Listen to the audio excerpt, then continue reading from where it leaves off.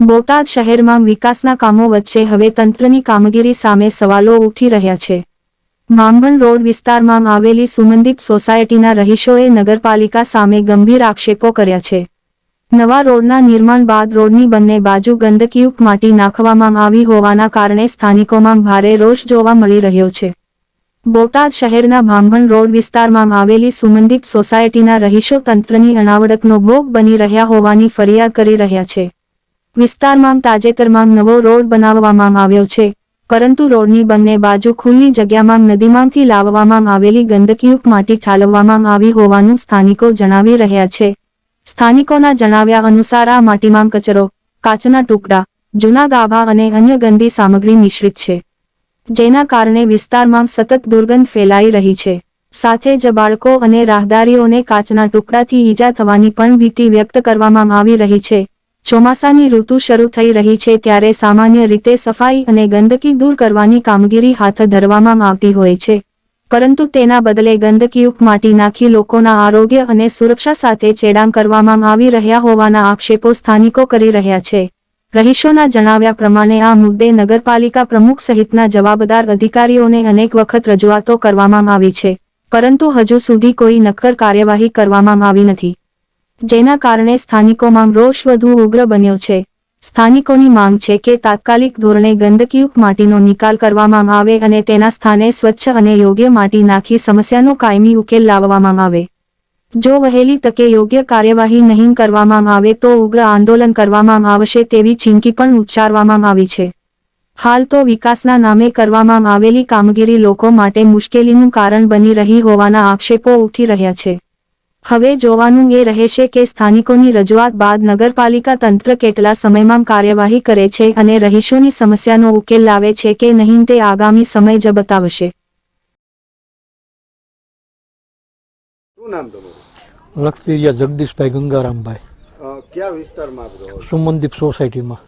અહીંયા બધા તમે ભેગા થયા છો, વિરોધ કરો, શું વિરોધ ને શું પ્રશ્ન છે? સાહેબ આ જે રોડ બનાવ્યો નવો, ત્યાં બે બાજુ એક સાઈડમાં તો એમાં ઘરવાળાએ બુર્યો હોય, બીજી સાઈડમાં એ જે બુરો નગરપાલિકાવાળાએ કચરો નખાયો હોય નદીનો, મલપા ગાભા છે, કાચ છે, ગંદકી થાય એવું ચોમાસું આવે, ચોમાસામાં વરસાદ થાય એની પડે એટલે બાઈસ આવે જ તે, અને એને લઈને માણસો માંદાય પડે।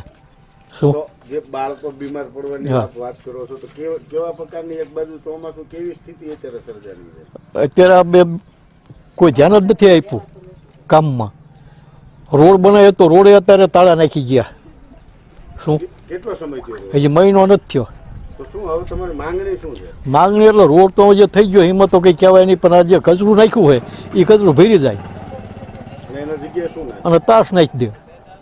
જો તમે આને લઈ ક્યાં રજૂઆત કરી છે? હા, રજૂઆત કરી હતી પણ કોઈ આયા નથી। આવશું કંઈ। તો હવે તમારી શું માંગણી છે? આગામી દિવસોમાં જો તમારી રજૂઆત નહીં ફરે તો તમે શું કરશો? તો નગરપાલિકાએ જઈશું બધા। કેવા પ્રકારનો તમારી વિરોધ છે? વિરોધ તો કરવો પડે ને સાહેબ। તો હવે આગામી સમયમાં જો આ તમારું નિરાકરણ ન આવે તો કેટલા વિસ્તારના કેટલા લોકોને આની અસર પડે એવી છે? આ રે એ બધાને બીમાર પડે માણસો, છોકરા બીમાર પડે, છોકરા રખડતા કાટ નાખ્યા હોય, વાગે તો ક્યાં જવાનું? આગામી થોડા દિવસોમાં ચોમાસું આવશે, વરસાદ થશે, હા, વરસાદની સાથે આ ગંદકીને લઈને શું તકલીફ થવાની? ગંદકીને લઈને બીમારી જ આવે।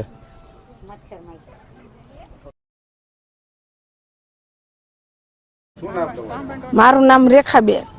સોસાયટી આ સુમનદીપ સોસાયટીમાં રહી છીએ અને આ કચરો નાખી ગયા છે, કાચ ને ગાભા ને બધા નદીનો કચરો આવી નાખ્યો છે। અમારે નાના છોકરાઓ બધા હરતા ફરતા હોય, વાગ્યો હોય તો આ લઈ જાય ને અને અત્યારે હારી ધૂળ નાખે। અને આ રોડ જો હજુ મહિનો નથી થયો તો બધા ખાડા ભરાય છે, પાડોશીમાં બાજવાનું થાય છે, ખાડા ભરાય છે અને રોડ ફાટી ગયો છે। તકલીફને લઈને તમે ઉપર કોઈ રજૂઆત કરી છે? હા હા, તો શું કીધું? આવશું કરે છે। હજી આવ્યા નથી એમ। તમને આમાં તકલીફ અત્યારે બાળકોને કેવી તકલીફ પડે? આજે કચરો નાખ્યો એને લઈને કેવી દુર્ગંધ આવે? શું? હા, અને બાઈસ આવે છે, છોકરા નાના છે, કાચ બાચ વાગ્યા હોય તો છોકરાને અમારા રમવાનું હોય। તો તમારી શું માંગણી છે? આ કચરો ભરી જાવ, આ કચરો ભરી જાવ ને હારી ધૂળ નાખી દો અને હરખું કઈ નાખો, હજુ મહિનો નથી થયો। હાલો, શું નામ તમારું? ભરતભાઈ નારાયણભાઈ ચૌહાણ. ભરતભાઈ, તમે કયા વિસ્તારમાં રહ્યો છો? હું આ સુમનદીપ સોસાયટીમાં રહું છું. માતાવાડી રોડ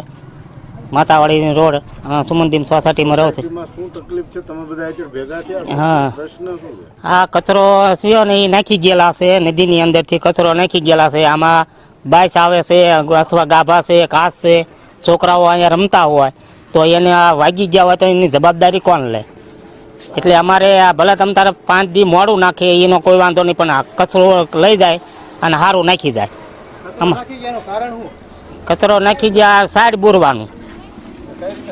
હા, રોડ નવો બનાવ્યો 1 મહિનો નથી થયો, પણ અત્યારે નાખી ગયા છે. પણ આ સાઈડ બોરવાનું છે, એમના 3 ફૂટ આ બાજુ મૂકવાની, 3 ફૂટ આ એકેય બાજુ બુરી નથી. આ બાજુ ઘરના બુરી છે અને આ બાજુ આ સરકારી ઓલા નાખી હતી, નગરપાલિકા વાળા નાખી ગયેલા છે. તો તમે આને લઈને નગરપાલિકા વાળાને સત્તાધીશોને કાંઈ રજૂઆત? હા, 3 વખત ફોન કરેલા, બધું ઓલું કર્યું, પણ કોઈ હજી આયા નથી. હું જવાબ હું તમને દેવામાં આવ્યો? જવાબ એ કે આવશું બસ એવી રીતે કહી જાય છે. બીજું કાંઈ કહે તમારી શું માંગણી શું છે? આવડું આ કચરો ભરી જાય બસ, અમારે બીજું કાંઈ નહીં, કચરો ભરી જાય. અને એની જગ્યાએ શું નાખે? એની જગ્યાએ ગમે એ કાંઈક તાસ નાખે તોય વાંધો નહીં, અથવા ઈંટનો ભઠ્ઠાનો ઓલો નાખે તોય વાંધો નહીં, પણ હમણાં આવડું આ અમારું ભરી જાય તો આવ્યું. નગરપાલિકા વાળા એમાં ફેરફાર નહીં કરે તો તમારી શું ગણે છે?